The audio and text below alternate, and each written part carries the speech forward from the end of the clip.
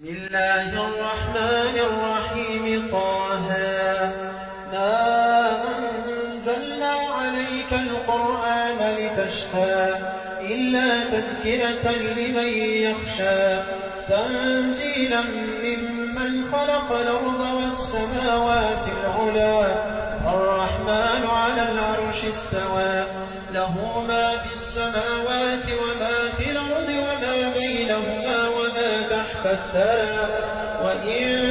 تجهر بالقول فإنه يعلم السر وأخفى الله لا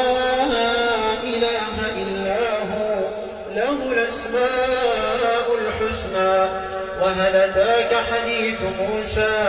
إذ رأى نارا فقال لأهلهم كثوا إني آنست نارا لعلي آتيكم منها بقبس وجد على النار هدى فلما أتاها نودي يا موسى إني أنا ربك فاخلع نعليك إنك بالوادي المقدس طوى وأنا اخترتك فاستمع لما يوحى إنني أنا الله لا إله إلا أنا فاعبدني وأقم الصلاة لذكري إن الساعة آتية نكاد أخفيها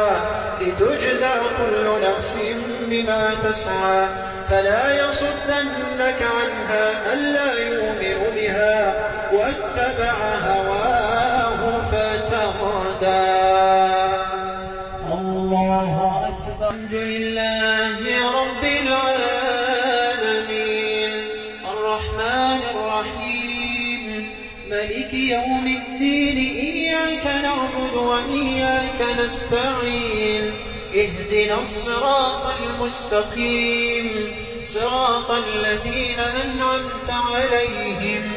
غير المغضوب عليهم ولا الضالين